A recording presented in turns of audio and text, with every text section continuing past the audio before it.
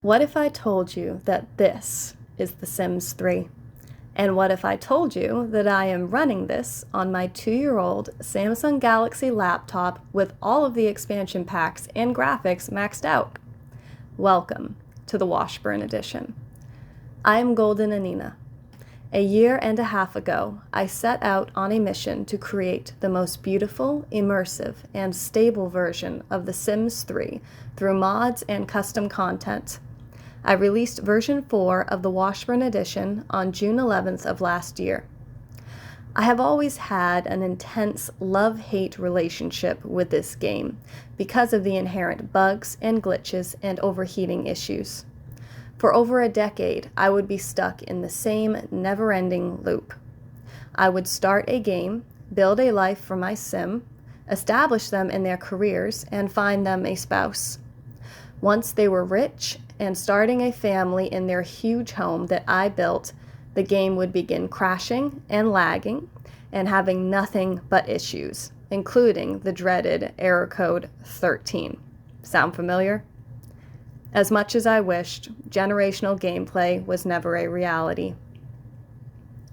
I thought I would have to buy a big, beefy computer in order to play this game, but that was way outside of my budget.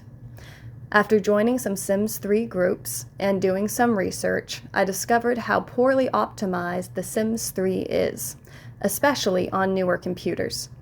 This led me down a rabbit hole of mods and articles, dreaming of the day I would have the time and patience to mod the hell out of my game.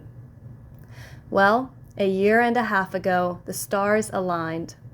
I was using a cloud gaming PC called Shadow PC. Without having to worry about overheating, I began work on version 1 of the Washburn edition, named after the family I used to playtest it. This family has now become my legacy family. When my family fell on hard times, we had to make cutbacks. And unfortunately, Shadow PC was one of those. It was with a heavy heart that I said goodbye to The Sims 3, not knowing when I would be able to play the game again. A few months later, out of pure desperation and hope, I decided to try my massive mods list out on my laptop, and it worked. I had to change out the 4K terrain mods for the 2K version. The game didn't run as buttery smooth as it did on the better computer, but it still ran very well and very stably. This gave me the confidence to launch into version 5 of the Washburn edition. This edition would be built around being able to play it on lower-end computers. I spent several months going through over 2,000 mods on the internet, making a massive wish list of mods. Version 4 had 215 mods.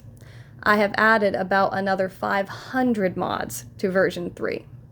This mods list is made to work all together, but only a few dozen are required to make the game run and look the way it does.